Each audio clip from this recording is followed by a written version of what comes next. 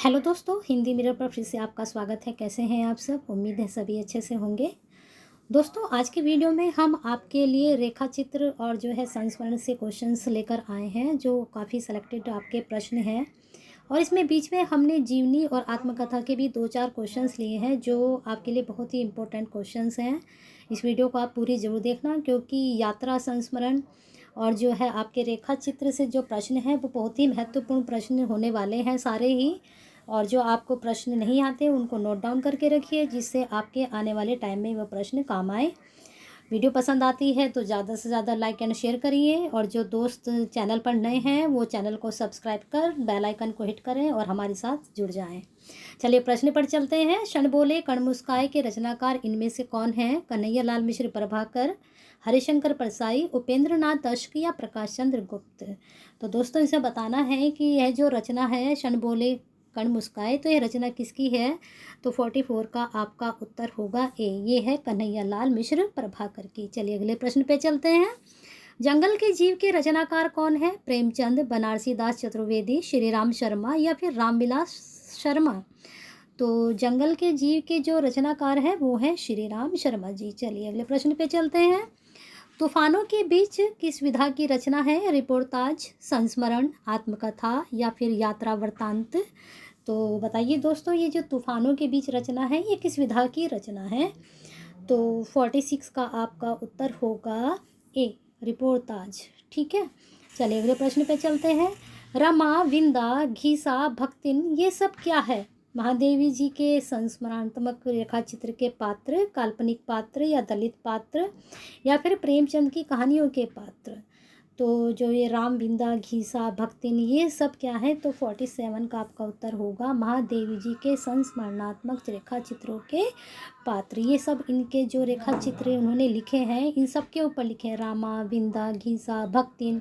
भक्तिन का जो इन्होंने रेखा चित्र लिखा है बहुत ही सुंदर रेखा चित्र है। मैं आपको सलाह दूंगी कि आप इसको पढ़िए, बहुत सुंदर रेखा चित्र लिखा गया है उनके द्वारा ये। चलिए अगले प्रश्न पे चलते हैं। इनमें से रेखा चित्र विधा की सर्वप्रथम रचना कौन सी है? स्मृति की रेखाएं, हमारे आराध्य, पद्म पराग या माटी की मूर्तें। तो बताइए दोस्तों, इनमें से रेखा चित्र विधा की रचना, मैंने आपसे बताया था ना, मैंने रेखा चित्र और संस्मरण और यात्रा वृत्तांत लिए हैं। आपके बीच में आपके जीवनी और आत्मकथा के भी 1-2 क्वेश्चन आए हैं। तो इसमें आपको बताना रेखा चित्र विधा की सर्वप्रथम रचना कौन सी है। आपको सर्वप्रथम रचना बतानी है रेखा चित्र की।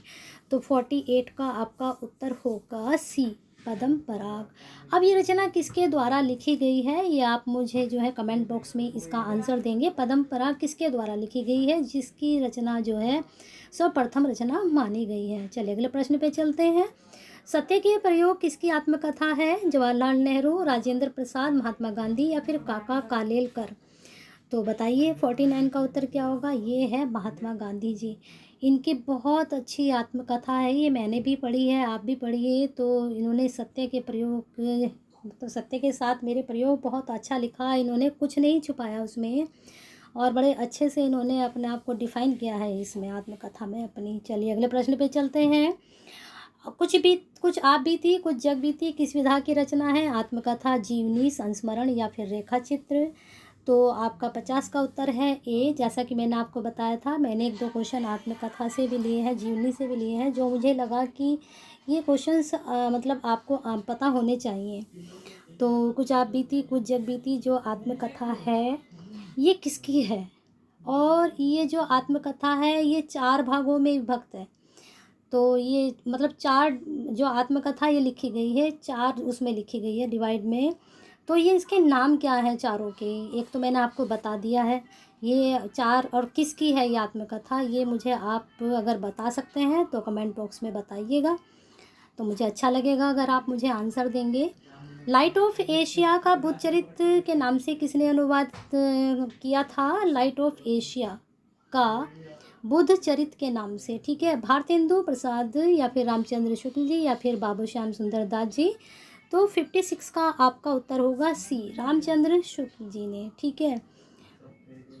अगला प्रश्न है अब ये जो है लाइट ऑफ एशिया से बुद्ध चरित्र का जो निर्माण किया है या अनुवाद किया है, तो ये है क्या? आत्मकथा है या फिर जीवनी है या फिर संस्मरण है, क्या है ये? तो आपको अगर पता है कि बुद्ध चरित क्या है, नाटक है, क्या है, जो भी है, कौन सी विधा है ये, तो वो आप बताएंगे कमेंट बॉक्स में कि क्या है ये।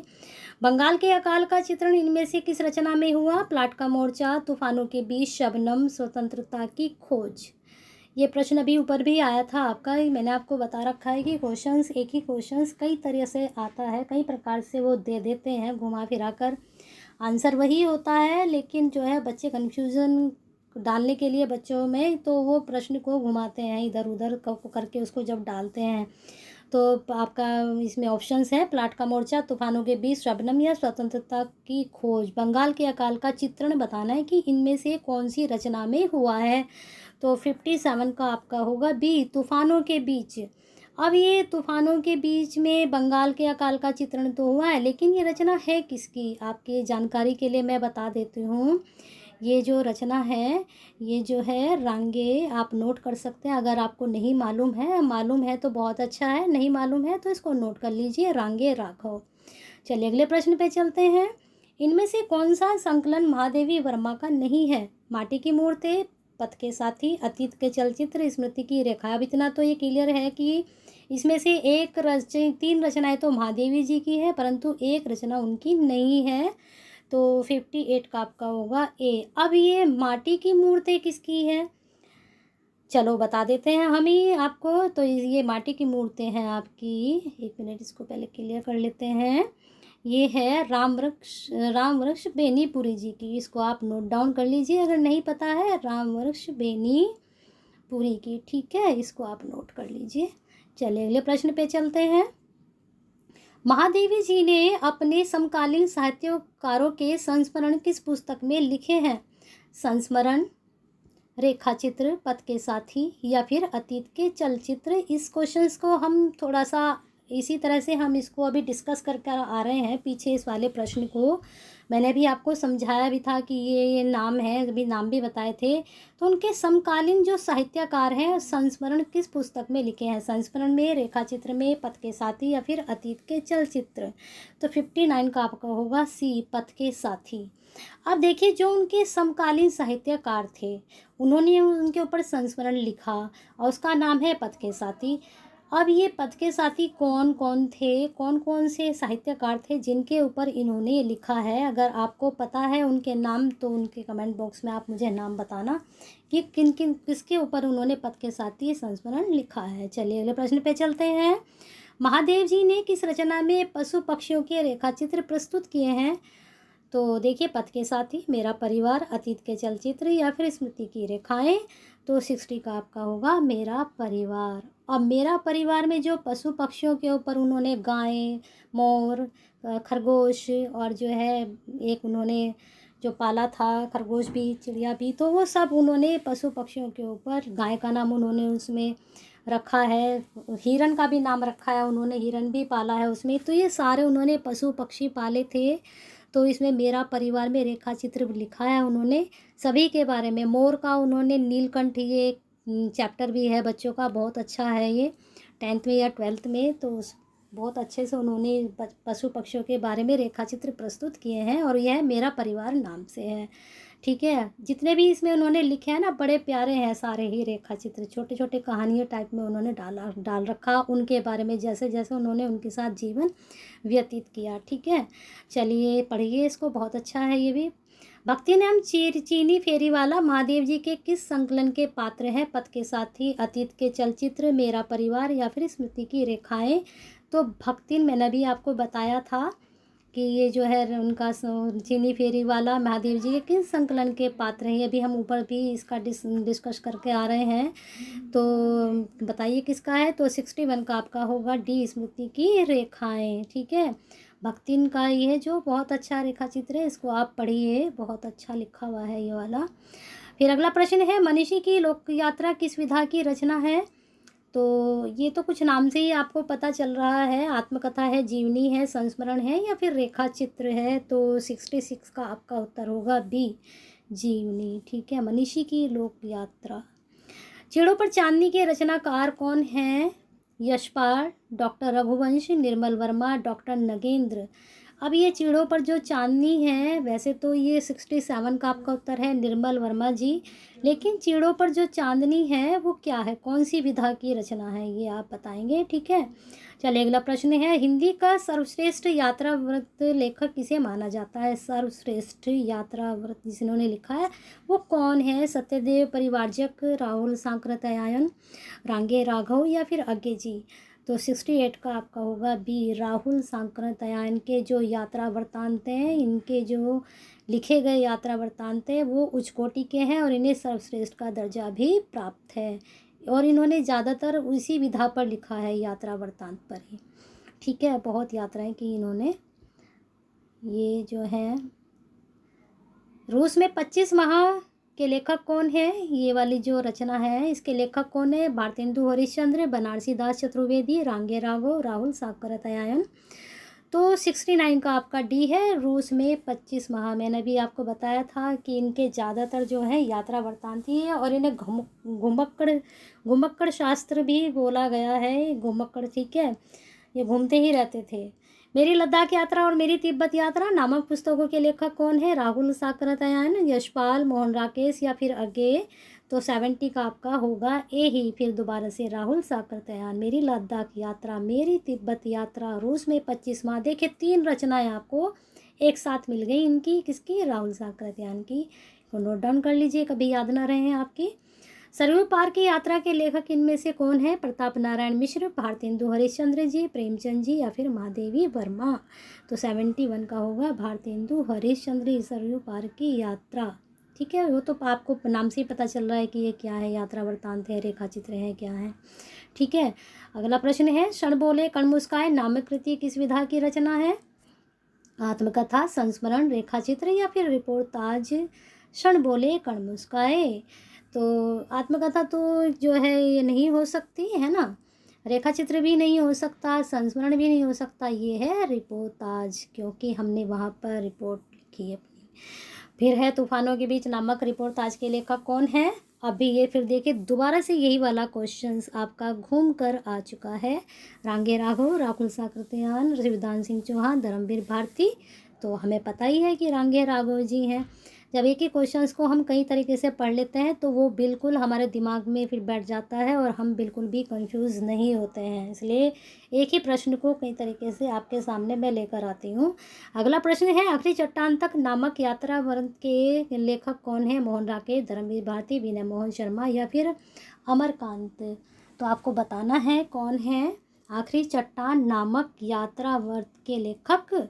74 का आपका होगा ए, मोहन राकेश। ठीक है, चलिए अगला प्रश्न है, प्लाट का मोर्चा किसकी कृति है। रांगे राघव, शमशेर बहादुर सिंह या फिर भारतेंदु हरिश्चंद्र या फिर आगे। अब देखिए फिर दोबारा से वही क्वेश्चंस आपका दोबारा पलट के आ चुका है, प्लाट का मोर्चा, और उसमें आपसे ऊपर पूछा गया था कि जो बंगाल का अकाल है उसका जो किससे संबंध है, वहाँ पर ये पूछा गया। यहाँ सीधा सीधा आपसे कृति का नाम पूछ लिया गया। तो 75 का आपका होगा जो है बी, शमशेर बहादुर सिंह किसकी कृति है। यहाँ थोड़ा कन्फ्यूजन है, 75 में रांगे राघव होना चाहिए, प्लाट का मोर्चा, तो ये थोड़ा सा देखना पड़ेगा बच्चों। ये मैं क्वेश्चंस को आपको जो है बाद में डिस्क्रिप्शन में इसका सही आंसर मैं बताऊंगी, अगर आपको सही पता है तो आप मुझे थोड़ा डिस्कस कर सकते हैं इसके बारे में।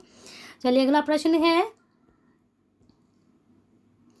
मेरी जर्मन यात्रा के लेखक कौन है। रांगे राघव, राहुल सांकृत्यायन, सत्यदेव परिवारजक, शिव प्रसाद गुप्त। तो इसमें आपको बताना है कौन है इसके मेरी जर्मन यात्रा के। तो 76 का आपका होगा सी। ठीक है, सत्यदेव परिवारजक। चलिए अगले प्रश्न पे चलते हैं, युद्ध यात्रा नामक रिपोर्टाज के लेखक इनमें से कौन है। प्रभु चावला, के एम मुंशी, धर्मवीर भारती या मनोहर श्याम जोशी। तो इसमें आपको बताना है कि 77 का आपका उत्तर क्या होगा। तो 77 का आपका होगा धर्मवीर भारती जी। ठीक है, फिर अगला प्रश्न है, घुमक्कड़ शास्त्र के लेखक कौन है। अब देखिए अभी मैंने बिल्कुल अभी आपको बताया था, अगर आपने ध्यान से सुना हो वीडियो में मैं जो कह रही थी तो आपको पता चल गया होगा इसका उत्तर क्या है। लेकिन ऑप्शंस हैं राहुल सांकृत्यायन, यशपाल, प्रेमचंद, आगे। तो आपको बताना है। तो 78 का राहुल सांकृत्यायन, इन्होंने घुमक्कड़ शास्त्र लिख दिया खुद के ऊपर ही। अप्रवासी की यात्राएं नामक कृति के रचनाकार कौन हैं? डॉक्टर नगेंद्र, डॉक्टर धर्मवीर भारती जी, कन्हैयालाल मिश्र प्रभाकर, कन्हैयालाल नंदन। तो 79 का आपका ए है डॉक्टर नगेंद्र जी, अप्रवासी की यात्राएं। चलिए अगला प्रश्न, इनमें से निर्मल वर्मा की कौन सी कृति है? देखिए अब ये क्वेश्चंस अब दूसरी तरह से आ गया, अब ऊपर आपसे दूसरी तरीके से पूछा गया था। पहले हम आंसर देखते हैं। खोज की पगडंडियाँ, आत्मनिवेद, या फिर चिड़ों पर चांदनी, या फिर राह पीती। तो 80 का आपको पता ही है कि सी है निर्मल वर्मा जी का। ये क्वेश्चन ऊपर कैसे पूछा गया था कि चिड़ों पर चांदनी किसका है, वहाँ पर उनका नाम पूछा गया था लेखक का, यहाँ पर उनकी कृति के बारे में पूछा गया है ना। चलिए अगले प्रश्न पे चलते हैं। अरे यायावर रहेगा याद, एक मिनट, अरे यायावर रहेगा याद किसकी कृति है? इसमें आपको बताना है किसकी कृति है ये। डॉक्टर नगेंद्र, या फिर डॉक्टर दिनकर जी की, या फिर अज्ञे, या फिर किसी की नहीं। तो 81 का आपका होगा सी, ये अज्ञे जी की रचना है और बहुत ही अच्छी रचना है। इनमें से असत्य कथन को अलग कीजिए। ये 4 ऑप्शंस हैं, यानी कि इसमें से सिर्फ एक ही कथन अलग है, गलत है। एक बूंद हादसा उछली यात्रावर्त है। हमारी जापान यात्रा के लेखक राहुल साकृत्यायन है। मेरी लखनऊ यात्रा भारतेंदु जी का यात्रावत है, या पृथ्वी परिदक्षिणा श्री प्रसाद गुप्त की कृति है। अब देखिए आपके आंसर, है ना। इसमें 82 में क्या होगा? हमारी जापान यात्रा के लेखक राहुल साकृत्यायन है, ये आपका रॉन्ग है। अब देखिए 82 में कौन है इसके हमारी जापान यात्रा के लेखक? तो इसके आपके लेखक हैं कन्हैया लाल मिश्र प्रभाकर, ठीक है। तो इसको आप नोट डाउन कर लीजिए, क्योंकि आपसे पूछा जाता है तो आप नहीं बताते हैं किसी चीज़ को, तो ये आप नोट डाउन कर लीजिए। कन्हैयालाल मिश्र प्रभाकर किसके हैं? जापान यात्रा के लेखक। राहुल साकृत्यायन नहीं है, वो हैं। सूरज की अंतिम किरण से सूरज की पहली किरण तक किसकी रचना है? मोहन राकेश, मणि मधुकर, विपिन अग्रवाल, सुरेंद्र वर्मा। तो 83 का आपको बताना है, तो 83 का आपका होगा डी, सुरेंद्र वर्मा है। सूरज की अंतिम किरण से सूरज की पहली किरण तक किसकी रचना है? अब ये रचना कौन सी विधा की है? अब प्रश्न ये उठता है, तो आप बता सकते हैं तो बताइए कमेंट बॉक्स में इसको कि ये किस विधा की रचना है। ठीक है, एक चीज़, 2 चीज़ें हमने बताई आपको, एक चीज़ आप बताइए। संवेदनात्मक ज्ञान और ज्ञानात्मक संवेदन सूत्र का प्रयोग किसने किया है? विजयदेव नारायण साई, रामस्वरूप चतुर्वेदी, गजानन माधव मुक्तिबोध, या रमेश कुंतल मेघ। तो 84 का आपका होगा आंसर सी, गजानन माधव मुक्तिबोध ने सूत्र का प्रयोग किया है। चलिए अगले प्रश्न पे चलते हैं आपके। फूल नहीं रंग बोलते हैं किस विधा की रचना है? इसमें आपने बताना है ये किस विधा की रचना है। फूल नहीं रंग बोलते हैं, डायरी, आत्मकथा, रेखा चित्र, या फिर कविता। तो 86 का आपका होगा डी, यह कविता है, फूल नहीं रंग बोलते हैं। क्या गोरी क्या सांवरी किस विधा की रचना है? उपन्यास, कहानी, जीवनी, या फिर रेखा चित्र। तो 87 का आपका होगा डी। देखो बिल्कुल पता नहीं चल रहा है कि ये रेखा चित्र हो सकता है, लेकिन है, तो हम यहाँ पर कंफ्यूज हो जाते हैं। फूल नहीं रंग बोलते, अब ये कविता है। अब ये फूल नहीं रंग बोलते कविता किसकी है? अगर आपको पता है तो दीजिए आंसर।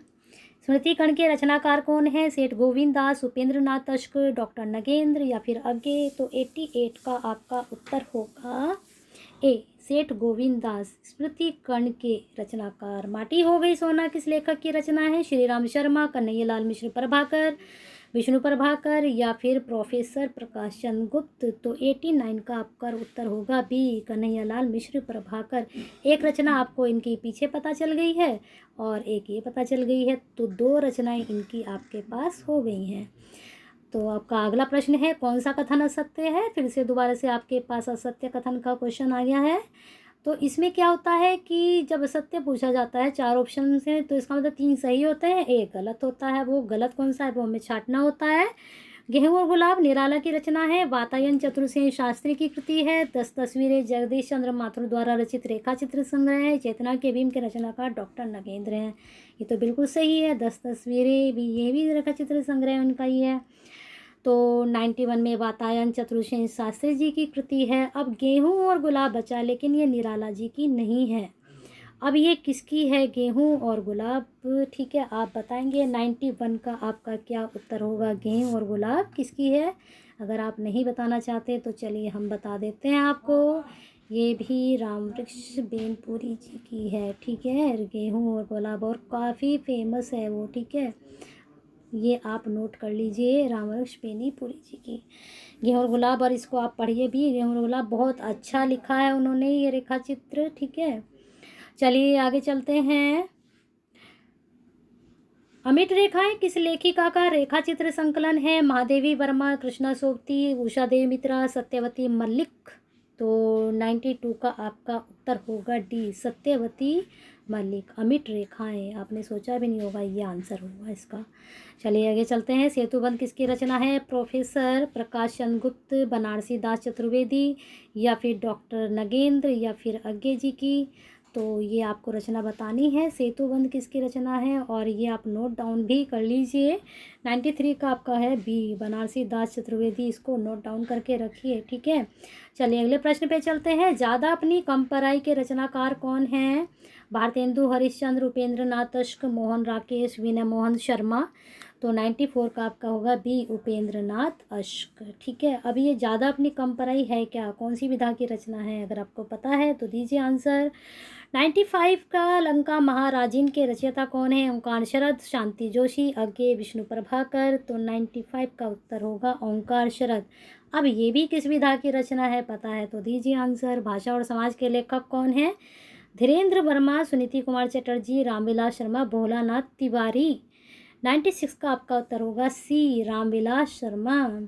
इसी तरह की एक रचना इनकी भी है, इनकी भी है। तो देखिए भाषा और समाज यहाँ पर रामविलास शर्मा की है 96 का। अगले प्रश्न पे चलते हैं आपके।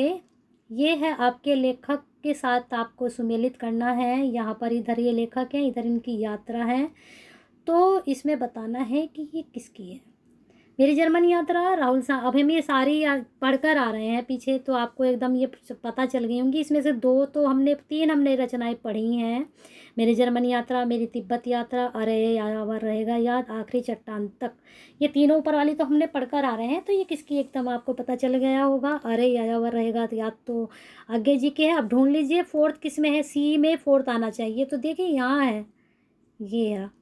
अगर आप एकदम कंफर्म होते हैं, अब ये देखिए आंसर एकदम पता चल गया। ये भी ट्रिक होती है लगाने की आंसर की, जिसमें हम बिल्कुल श्योर होते हैं कि जैसे ये है तो हम फोर्थ ढूंढेंगे कि सी में फोर्थ कहाँ है। तो अब देखिए यहाँ भी नहीं है, यहाँ भी नहीं है, यहाँ भी नहीं, तो डेफिनेटली सी आंसर हो जाएगा इसका, है ना। इस तरह से भी आप एकदम से आंसर को कर सकते हैं, जिससे आपका टाइम भी बचता है और आपके ज़्यादा से ज़्यादा क्वेश्चन अटैम्प्ट करने का आपको टाइम भी मिलता है एग्ज़ाम में। चलिए अगला प्रश्न है, रचना काल के आरोही क्रम में व्यवस्थित करना है।